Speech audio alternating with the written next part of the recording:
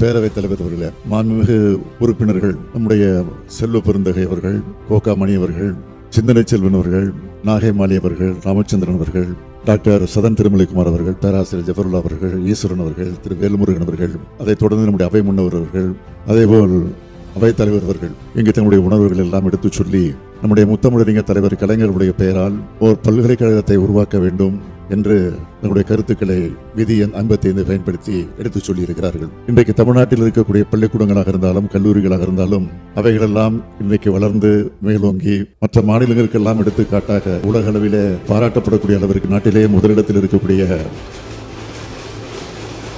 நம்முடைய கல்வி நிலையங்கள் எல்லாம் உருவாவதற்கு காரணம் பல்வேறு தலைவர்கள் இருந்தாலும் அதில் முக்கியமான தலைவர்கள் ஒருவராக நம்முடைய முத்தமிழறிஞர் தலைவர் கலைஞர் அவர்கள் விளங்கிக் கொண்டிருக்கிறார்கள்.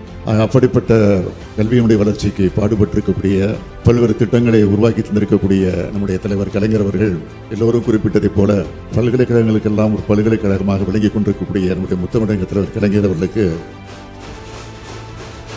விரைவில் அவர் பிறந்த ஒருங்கிணைந்த தஞ்சை மாவட்டத்தில் இருக்கக்கூடிய கும்பகோணத்தில் நம்முடைய மாண்புமிகு உறுப்பினர் ஜே.கே. மணி குறிப்பிட்டது போல எந்தவித தயக்கமின்றி நான் அறிவிக்கிறேன், அங்கே கலைஞர் பெயரால் கும்பகோணத்தில் விரைவில் பல்கலைக்கழகம் ஏற்படுத்தப்படும் என்ற உறுதியான செய்தியை மீண்டும் சொல்லுகிறேன்.